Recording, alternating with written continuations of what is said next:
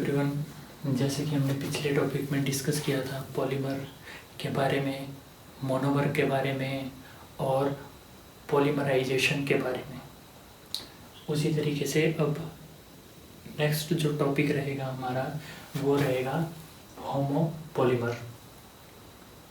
जो इस वीडियो में न्यू है उनको बता दें, अभी जो टॉपिक चल रहा है वो चल रहा है HPU BSc थर्ड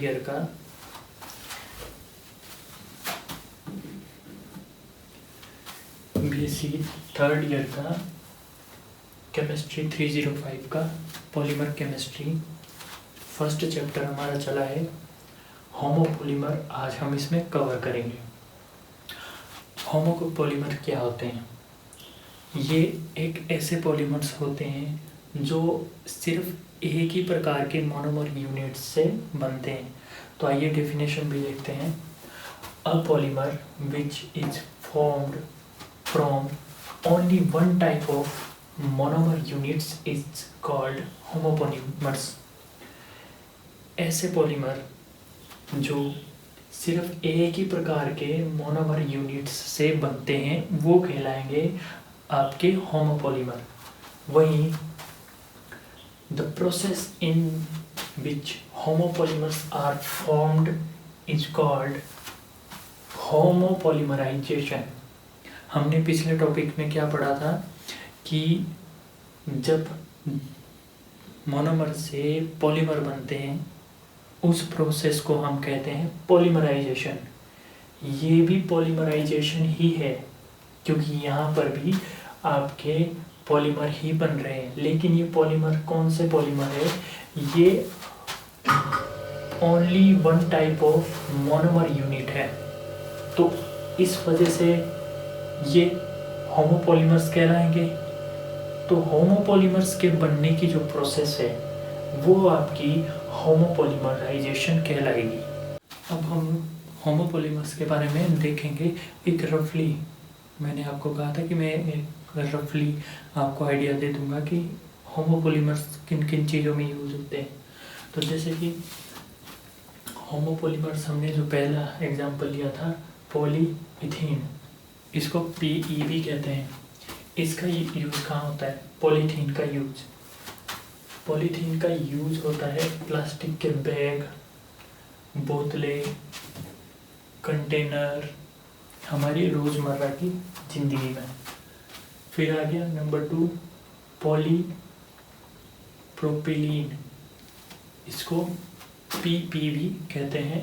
इसका यूज़ होता है medical tools, cover, food container, हमारे खाने रखने के जो कंटेनर होते हैं उसमें भी इसका यूज़ होता है पॉलीप्रोपिलीन का। ठीक है, शॉर्ट में से PP कहेंगे। पॉलीस्टाइरीन, अब पॉलीस्टाइरीन को PSP कहते हैं। पॉलीस्टाइरीन का उपयोग कहाँ किया जाता है? डिस्पोजेबल कप बनाने में, डिस्पोजेबल प्लेट बनाने में, जो कि आप सभी को पता है रोज़मर्रा की ज़िंदगी में यूज़ भी होते हैं। नंबर 4 पॉलीविनाइल क्लोराइड, PVC, बहुत आम शब्द। PVC आपने रेगुलरली लाइफ में सुना है। Electrical wire cover, wall covering में इसका यूज़ होता है, फिटिंग में भी इसका यूज़ होता है। आपके घरों में जो पाइपें डलती है वो भी PVC से ही बनी होती है। PMMA 5 नंबर 5 पॉलीमिथाइक्रिलेट, PMMA, जिसका यूज़ कहाँ होता है? चश्मे के लेंस में, LED लाइट कवर के लिए इसका उपयोग होता है। ये एक आपके लिए रफली, मैं कह रहा हूँ ये एक रफली है, आपको एग्ज़ाम में इस तरीके से लिख के नहीं आना है।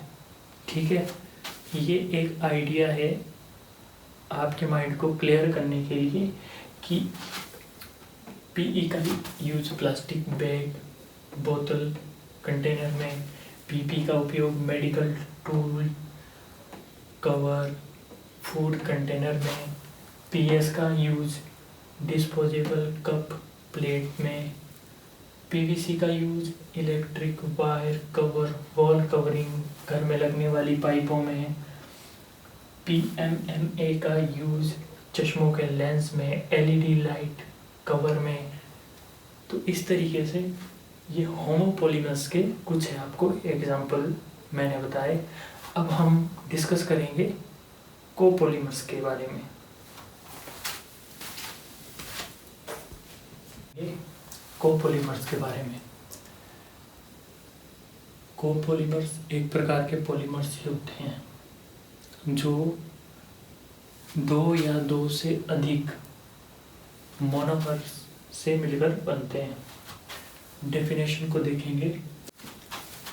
Copolymer, a polymer which is formed from more than one type of monomer unit is called polymer। ऐसे पॉलीमर जो एक से अधिक मोनोमर यूनिट से मिलकर बनते हैं उन्हें कहेंगे कोपॉलीमर। कोपॉलीमर बनने की प्रोसेस को क्या कहेंगे हम? कोपॉलीमराइजेशन। जैसे होमोपॉलीमर बनने की प्रोसेस कहलाई होमोपॉलीमराइजेशन, ऐसे ही कोपॉलीमर बनने की प्रोसेस को कहेंगे copolymerization. The process in which copolymer are formed is called copolymerization। Copolymerization वो प्रोसेस है जिसमें कोपॉलीमर आपके बन रहे हैं। इसे इस तरीके से भी कह सकते हैं, a polymer which is formed from more than one type of monomer unit is called copolymer, and the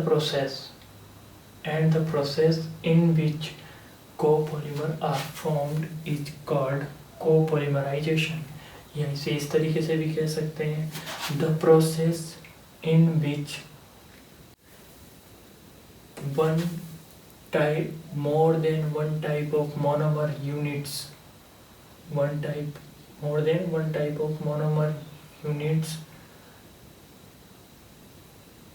formed is known as copolymerization। ऐसी प्रोसेस जिसमें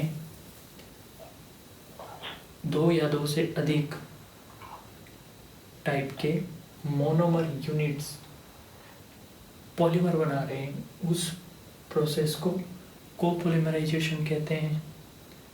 तो आपको इस चीज़ को ध्यान से देखना होगा।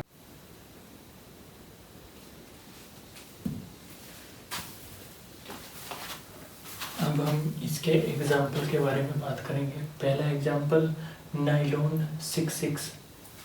नाइलॉन 66 कहाँ पे यूज होता है? नाइलॉन 66 यूज होता है कपड़े में, रस्सियों में, ब्रश के बाल जो होते हैं उसमें, कार इंजन के कुछ ऐसे पुर्जे होते हैं कार इंजन के जो बनते हैं नाइलॉन 66 से। उसके बाद second example buna S.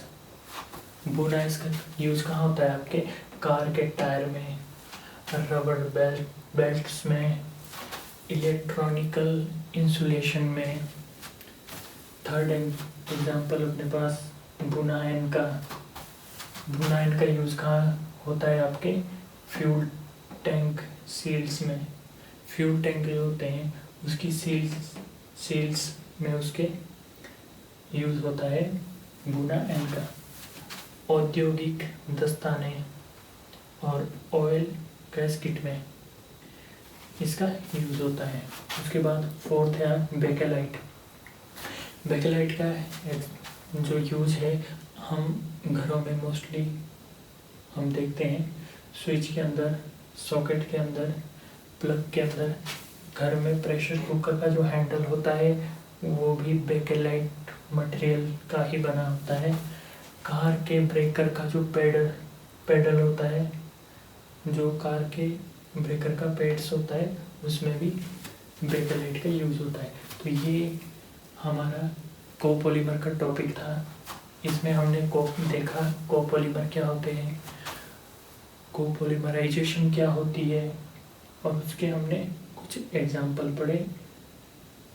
Homopolymers, copolymers, होमोपॉलीमराइजेशन, कोपॉलीमराइजेशन, और दोनों के ही अपने अपने एग्जाम्पल की रियल लाइफ में हम उन्हें कहाँ कहाँ देखते हैं।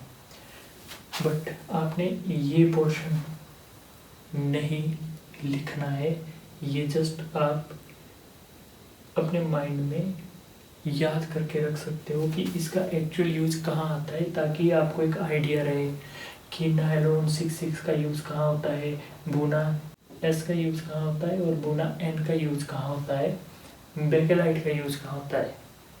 अगर आप इस चीज़ को माइंड में रखोगे तो आप इसे नहीं भूलोगे। तो ये था हमारा आज का टॉपिक, होमोपॉलीमर्स और कोपॉलीमर्स के बारे में। आई होप आपको अच्छे से समझ आया था। मिलते हैं नेक्स्ट वीडियो के अंदर।